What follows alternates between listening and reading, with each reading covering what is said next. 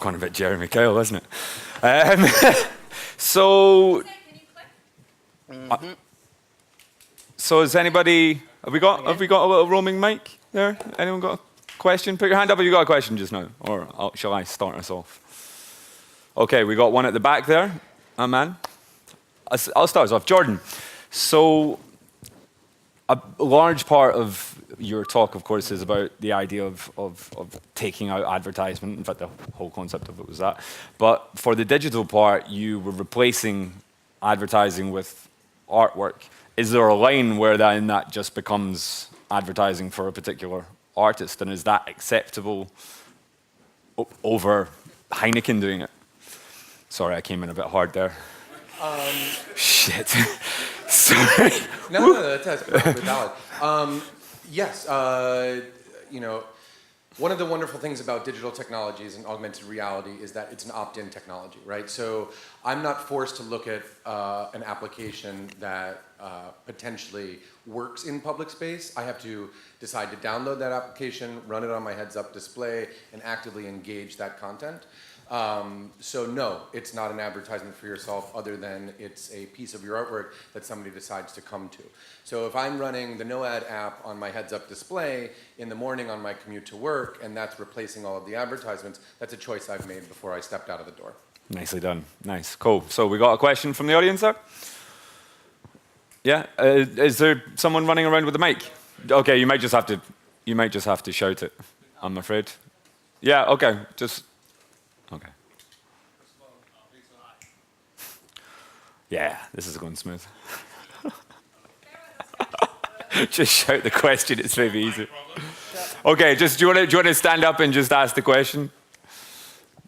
Hello? There we go. Yeah. Actually, the question is more to Jordan, but I guess Teresa and Jose can also answer if they have some opinion. I think the idea that you made about claiming back the public space from the commercial is a very great idea, but the reason why they put the ad there in the first place is because they are using the money to subsidize the public service of the train. So what do you think about what you do in that prospect? I'm not saying it's something that is destructive, but it is another aspect or another consequence. And also, I don't know if you noticed that the TfL in London, they have recently a campaign called The Underline, which is putting some image, or actually a film in some of the billboard, and just wonder what you feel about that. Thank you. Okay, so I have three answers to that. So one is, that's a false assumption that advertising supports our public infrastructure. In particular in New York City, the amount of money that the MTA, the Metropolitan Transit Authority, takes back from the advertising that blankets the entire system is a penny on, or 2 pennies on every ride. So we pay $2.50. So if you increase the price of the fare to $2.52, you could erase every single advertisement in the system. So to pretend that it's supporting the infrastructures that we have in public space is just a false notion. The other notion is that potentially the environmental and social damage that advertising is doing is actually costing society a lot more. So there was a study into incarceration, into when a kid gets in trouble in school, you get suspended, right? Thrown out of school for a few days. And when we looked at that specific process and the long-term effects of what happens to a kid who's continually suspended from school as a way of punishing him for some crime, for some offense in school, was that basically the long-term effects of that small punishment ended up in the student being more likely to commit crimes, more likely to spend time in jail, more likely to be a burden on society. And so the act of suspending a student for some sort of small infraction in school actually had this long-term effect on society that cost us a lot of money. So I take that sort of same idea and apply it to advertising personally, right? That the social problems that are caused by the constant ingestion of advertising is actually costing us a lot more than the bus shelter infrastructure. And then if we were intent on producing a better society, we would pay for that infrastructure ourselves and not have to look at the advertising. The last question was something about the TFL, which is fantastic, right? It's important to have public arts programs. I think you made some really, compelling arguments for the fact that the public enjoys and wants to ingest a lot of artistic content. But I think to then use that as an example of how we can kind of better use public space is to ignore the fact that art content is not the only content that should be available in public, right? We really need to democratize the opportunities for everybody to make commentary in public space. And if we don't do that, then we're basically relegating the conversations that we want to have in public space to art conversations, right? And people want to talk about a lot of other things. They want to talk about economics, their personal life, their politics. All of those kind of conversations need to have an opportunity. And so when you kind of position these art projects as being the voice of the public, you are really eliminating the other conversations that might want to be happening. Cool. Yeah? We got another question. Question in the back. Yeah, sorry, this is for Jordan again. Oh. Just relating to this guy's question, but where do you sort of stand on brand-led art projects? So say, I don't know, if Ralph are willing or A-Life are willing to pay you sort of 100,000 to do your artwork, no dictation, there's no drive for them. All they want to do is support what you're doing. But in a way, obviously, at the backhand, they get some sort of advertising, they get some sort of kudos off the back of that. So where does your opinion stand on that? Yeah, it's a troubling question, isn't it? They're going to facilitate to do what you've always desired to do. Yeah. So I want to be okay with it, but I'm not. The problem with that is that the market then is determining what type of artwork we're looking at. So you potentially as a brand ambassador are making a decision that I'm an artist that's acceptable to, and my message is acceptable for public space. So as an institution, a commercial institution, you are basically putting the stamp of approval on specific art projects. So that's inherently where the problem with it is. Even by not dictating the content of what I'm doing, you're making a cultural decision as to what type of art should be being produced. And that leaves out a lot of other, often political work, which simply can't be associated with a brand, right? So the artwork that you end up getting with brand associations is potentially devoid of real political content. And RJ will probably speak to something, or could talk to this, personally, because he understands the sort of importance of community engaged and political mural making, which is, I think, is kind of what you're talking about, this sort of brand ambassador public space artwork. Sorry, RJ, for calling you out there. All right. We got a question for Jose or Teresa? Down here? Down here, you had your hand up last time. Down, front. Oh, he's grabbing. We got you next. Hi, this is a question for all of you, really, and it's to do with measuring the impact of your pieces, of your projects. So obviously, Teresa, you've done a lot of that, and it will be really interesting if you could share where we can access your studies as well. But just to all of you, when it comes down to even like funding or attention, or what are the metrics also in the ways that you investigate the impact of your pieces and projects? Teresa?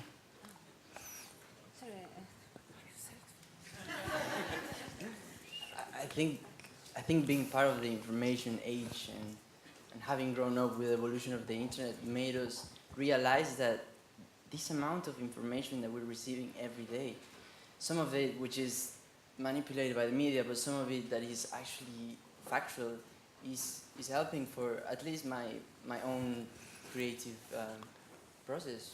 I don't know, that's where I'm awakening myself in the internet and getting the experience of being in front of these environmental crises or social issues, and by putting myself there, it allows me to receive the impact of it. So was your question more based on how to tell the effectiveness and how to sort of see after that away from yourself for other people Exactly. to be able to read this? What do you ask people questions? So they've had an experience there. Yeah. Would you so- ask them certain So specific questions? with Teresa, you were saying that you made a lot of effort to integrate the public into your mural project, and that of course was kind of almost validates it more. So you can tell us more about your experience with that. You are very close. I think we are very close to our society, to people living in Łódź. They contact us with the expectations. They also suggested us to make mural on just exact wall. And we sometimes we do it very fastly and with no consideration. Sorry for my language, and I am always restricted by. It's okay. I think our Polish yeah. is pretty Yeah. terrible. By- So you're by- doing all right. by this language, so I am doing my best, but sometimes I can be eligible enough. So our experience is the city, and also we search internet, of course, because in the era of information everywhere, we are very close to the whole world and what is happening at the moment. I don't know whether this is answer for your question or not. It's still a valid point, though. So that's okay. Teresa also produced a book, which I was actually looking at, in which they asked 500 strangers in front of the murals what their opinions were on very specific topics. And they broke those down into metrics, so percentages of people who agreed with the mural content or would rather see the mural over advertisement. And they took a lot of the kind of issues that you might have with the mural projects and broke those down into very specific questions that could then be interrogated in statistical terms, which I thought was really interesting. That Yeah. I've never seen the impact of a mural project broken down into the statistics. And then personally, for my own, I just stand by the work and I ask people what they think. Yeah, that's a pretty fail-safe technique. Okay, so question just there. Hey guys, all great presentations, so thanks for that. Question for Jordan. Well, first of all, nice one on the picture of Bethnal Green. That's where I'm from, so it's great to see it on the doorstep. I arrange legal walls for artists, murals, etc. And when I say legal, sometimes there's a grey area over what's legal and what's not. And you just proved the point that the high-vis jacket can go a long, long, long way in terms of being interrupted. So on the extreme, people who kind of interfere with public property, graffiti artists and stuff, can get sent to prison for that. Maybe on the less extreme example and the better known, for example, Shepard Fairey, just in Detroit, had a warrant out for his arrest. You're kind of spearheading this movement and you're putting your name to it. Is there a fear that if someone gets fed up, that you will be liable and fined for it? And is that part of your acceptance of what you do? Yeah, so in the video in the beginning, I mean, one of the things that I think is really important is to own the civil disobedience, right? Where I'm making a protest, I'm not kind of trying to make art. And so it's really important to put my name behind that and to show my face, to show the genuineness of my concerns. If I hide behind pseudonyms, that becomes an admission of my criminal activity. So yes, there is a fear that eventually there will be some legal ramifications, but those legal ramifications will then become the artwork. Ultimately, this is about making a political statement that hypothetically would have some sort of real societal change, and if the next stage of that political dissent is to have that argument in court, then so be it. And there are a lot of other artists who do very similar things who do that more aggressively, right? They're not concerned with the art whatsoever. They're much more concerned with just going out and getting arrested. And that, always humbles me because I do hide behind the art. Cool. We've got a question just down here.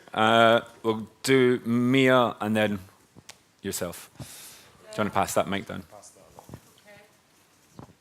This is a question for Teresa. Teresa, I'm curious to know if you needed a permission from the city for the mural project. And if that's the case, did they also ask for sketches? And the third question is, how long can your mural stay up? Okay, so two questions, and the first is, We also ask for permissions, and we ask for permissions from the city if the buildings belong to the city. Most of them do. And also we ask for permissions from the owners of the buildings. And what is the most important, that we wouldn't start with this project if we were not financed and accepted by the municipality. Our first money for the project, we need huge money for such activities. Our first money came from the municipality. We applied for the money in somehow contest.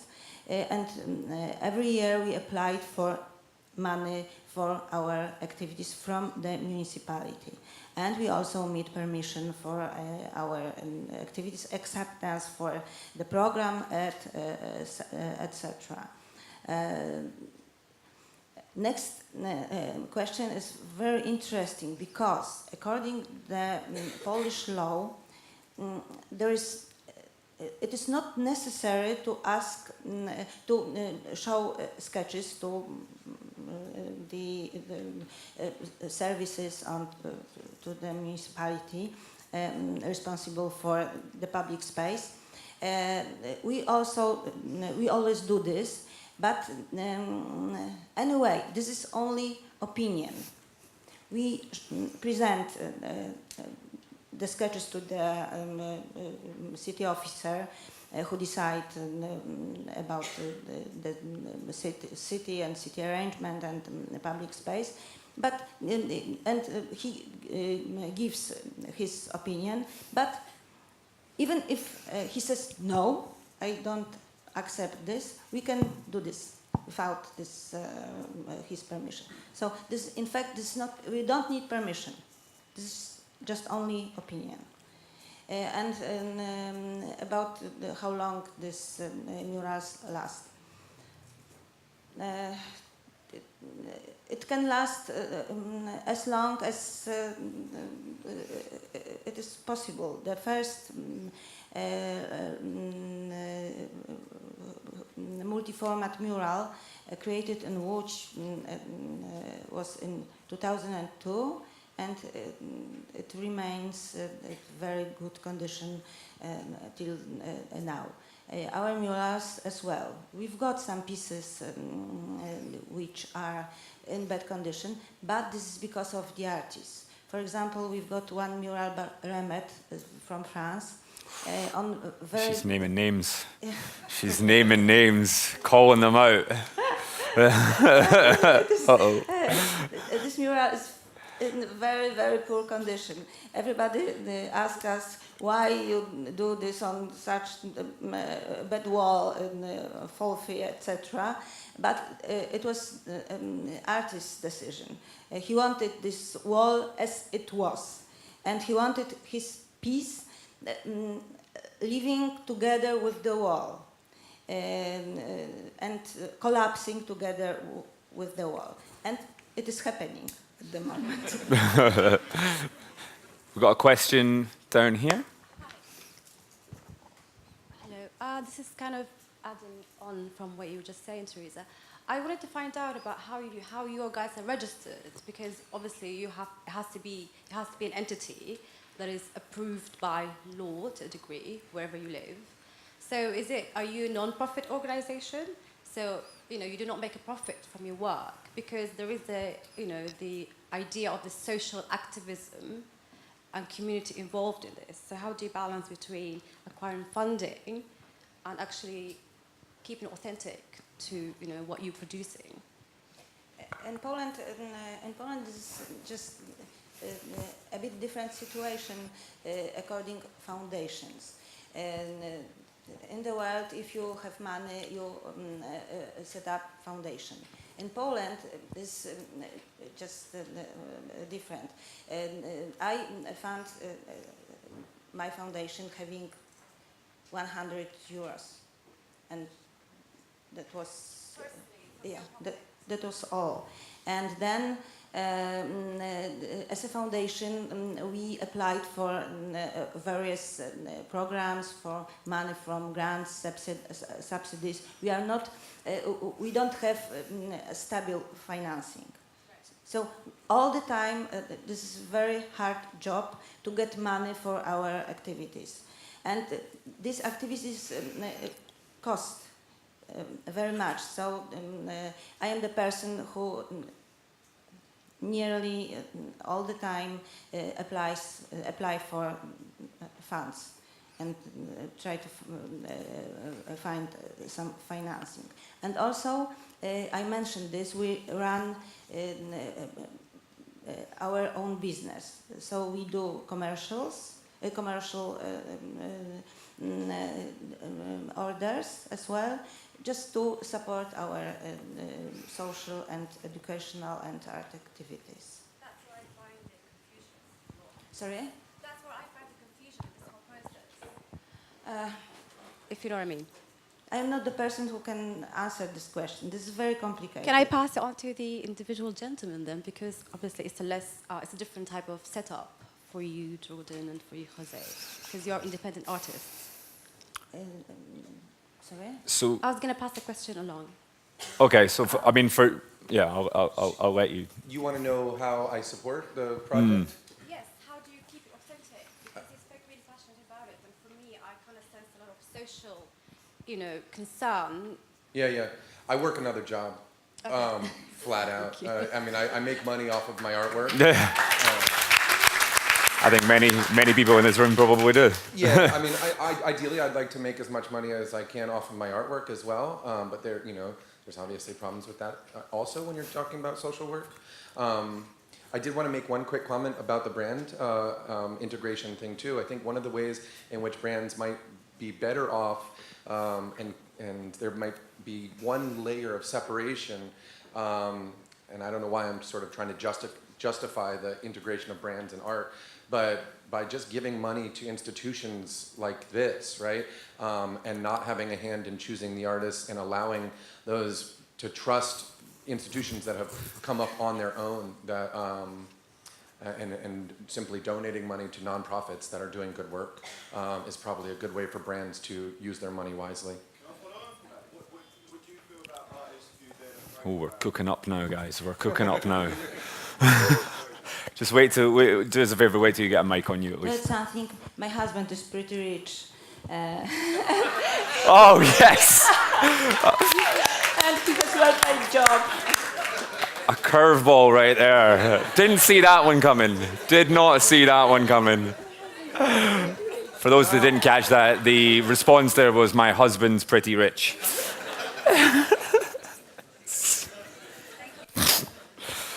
All right, Louis, did you want to finish up? Go on quickly. Yeah, what's your opinion on artists who then approach brands or approach a company for sponsorship to do their project? What's your opinion on the artists themselves? My opinion on the art, I mean, I'm not going to make I'm not going to answer that question. Artists can do whatever they want, and I think if you have a social message that you want to remain clean and free of outside concerns, you have to be very aware of who you're teaming up with. And in particular, when you're trying to comment on the market, it becomes very difficult to integrate yourself seamlessly into the market. So, it's a case-by-case basis. And I don't know, Jose, how would you deal with, do you approach brands or would you approach brands or others to sponsor your work? I mean, and if so, under what circumstances would that be acceptable to you? Well, you see, I asked myself that question. Right, it's passion. I mean, Yeah, but the thing is that, like with this direction that I'm taking these virtual reality experiences, it kind of feels that they need to be exposed for the public. They need to be free for the public because they need to, it's kind of like downloading information into people's consciousness. But how you profit this, it's tricky. I mean, it could be events that, showcase visionary artwork and, visionary experiences with modern, cutting edge technology that allow ourselves to, make a profit with that. Don't you just quickly? What last? All right, last, this is how it's going, is it? Sorry. Fine. How's he still holding the mic? Do you not think though that it is obviously always an interesting question, the idea of like public space and how it's used, but like surely like you seem very anti-brand, anti-company, but do you not feel like maybe then we should? Because at the end of the day, the world's not fair. Do you not then think that maybe we should like be like wolves in sheep's clothing and try and work with these people to try and end up with a better advertising landscape or a better landscape ourselves? Do you not think it's worth working with the devil sometimes? No. I mean, How it comes politics down to the works. same sort of, in a lesser degree, this culture jamming idea too, right? Like, I think we actually need to extradite ourselves from capitalism in general. Like, we need to potentially create completely alternative systems. And in order to do that, we don't integrate ourselves into it and try and reform it from the inside, because the idea isn't reform. It's complete obliteration and reconfiguration of the society that we're living in. So, yes, there is, I mean, I've done things with companies before too, I'm not gonna tell you about, but they, you know, it's always, you're walking a very thin line, and my general sort of go-to answer is absolutely not. And then when you start from that position, you're much less inclined to jump on board, and you think about it really, really deeply before you do. There's just arts aren't supposed to be supported by commerce on some level. They're supposed to be completely independently thought about. And when they start to weave all sorts of things, all sorts of very black and white issues become muddy and gray, and we really need to speak with a loud voice. Okay, so you had your hand up for ages, but you've gone down now. So you still got a question? Okay, this gentleman here. Can someone just give me a time? How many questions we got left? We've got another 10 minutes. We've got a couple of questions. I'm a trustee of the Ugly Duck, by the way, but I'm also run an organization that helps emerging artists. Most of them have 2 jobs. But are we not sending a message to society that it's okay to have the only way that somebody can produce art is if they have a commercial job on the side? Or what's the real role of the full-time artist in the society? Because the funds have to come from somewhere. If they don't come from commercial, will they come from the Arts Council?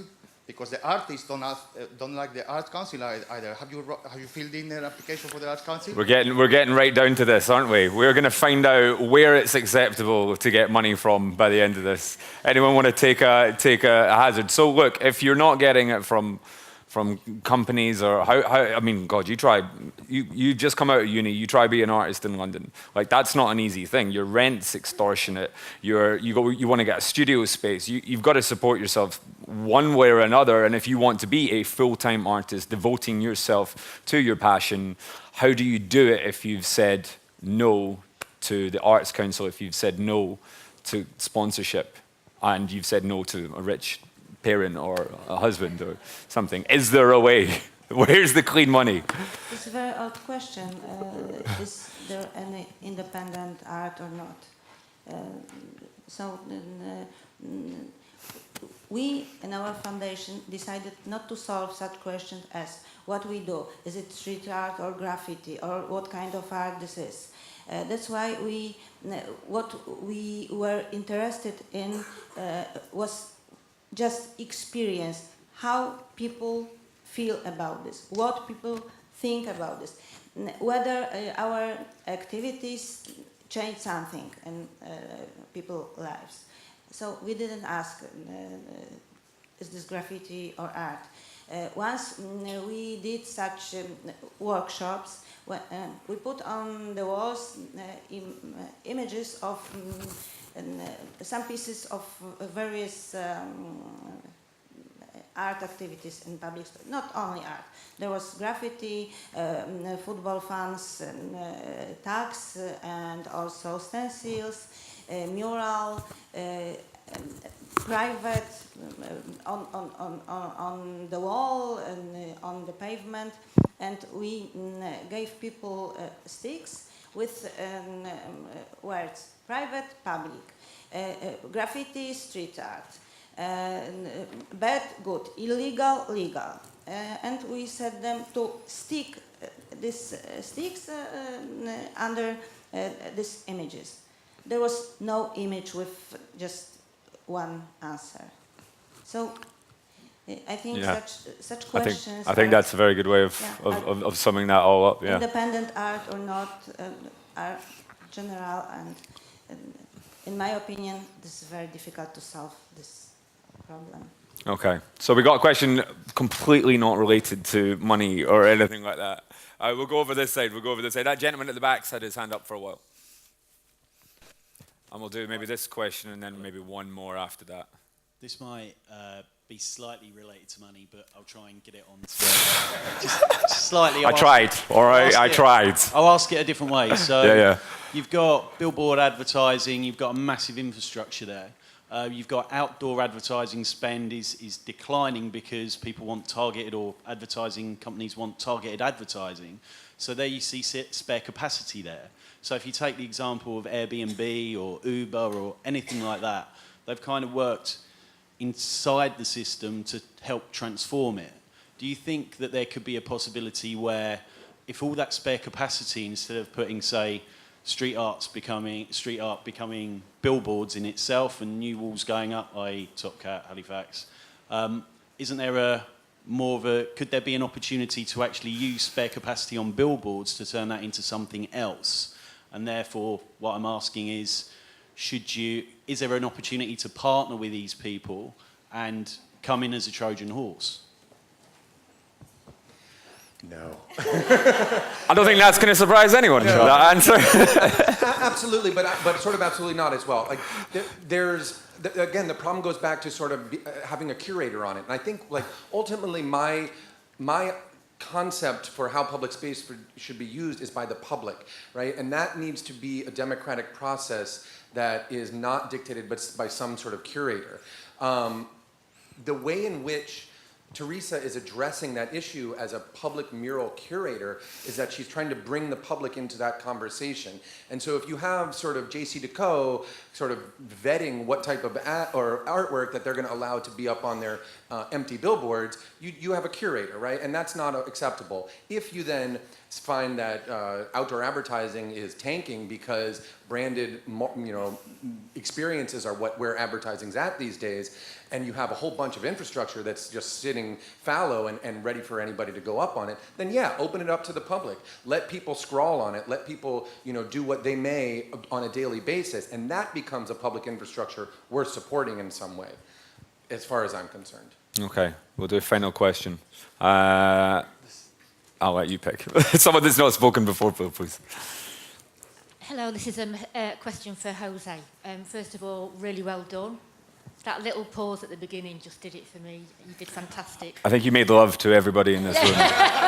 Right there. No, but well done. I just wondered, I'm a clinician, and I was very interested to know what kind of research you've done in terms of end-of-life experiences and how that could really impact on the way that you're doing your work now, and also whether you're familiar with the work of Bill Viola, who in the 70s, 80s and 90s wasn't able to benefit from the internet and from social media, but had to take his exhibitions around the world, and a lot of his work is based on birth, life and death.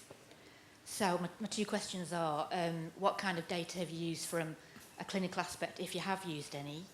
And secondly, what you think about... Sorry, what was that question again? Have you used any actual clinical data to inform your work into virtual reality? And the second question is, are you aware of the works of Bill Viola and what, if any, effect they may have on your work and your future work that you're going to do?